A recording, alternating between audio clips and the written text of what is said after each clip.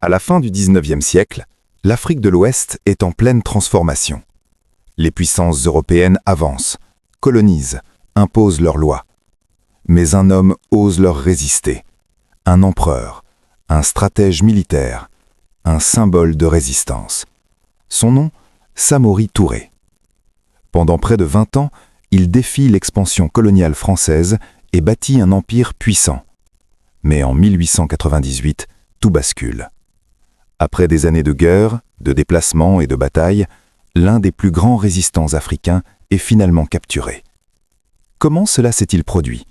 Et pourquoi l'empire de Samori Touré est-il tombé?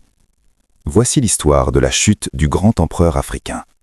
Dans les années 1880 et 1890, l'empire de Samori Touré s'étend sur une grande partie de l'Afrique de l'Ouest.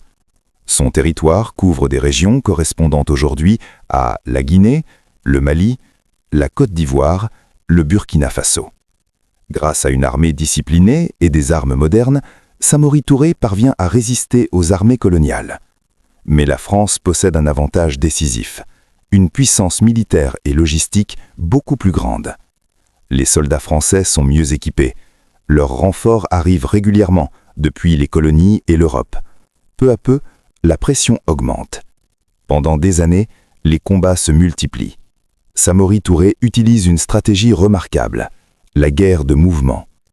Lorsque les Français avancent, il déplace son empire plus à l'est. Il déplace même des villes entières. Villages, populations, armées, tout se déplace pour éviter la capture. Mais cette stratégie a un coût. Les populations sont épuisées, les ressources diminuent, les ennemis se multiplient. Face à l'avancée française, Samori Touré adopte une tactique radicale.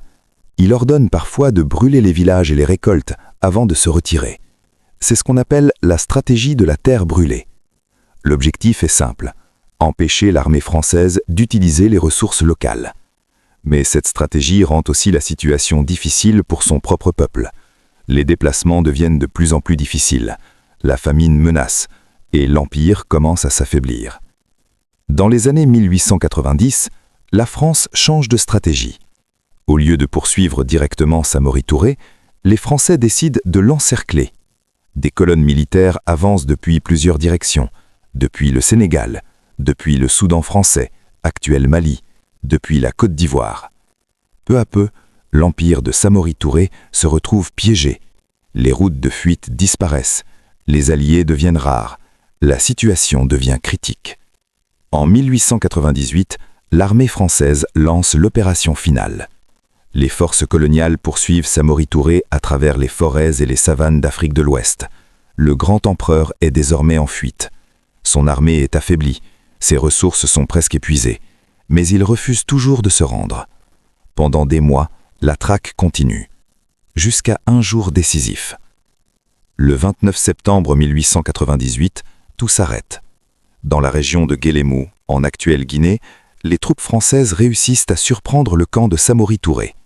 L'empereur est capturé, sans grande bataille, sans son armée principale.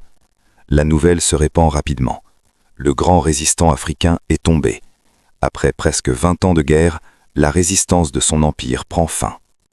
Après sa capture, Samori Touré est fait prisonnier par les Français. Les autorités coloniales craignent qu'il ne devienne un symbole de révolte.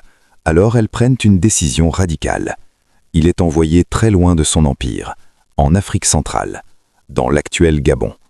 Là-bas, loin de son peuple et de son armée, l'ancien empereur vit ses dernières années en exil.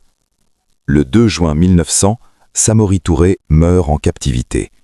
Il avait consacré toute sa vie à défendre son empire et son indépendance.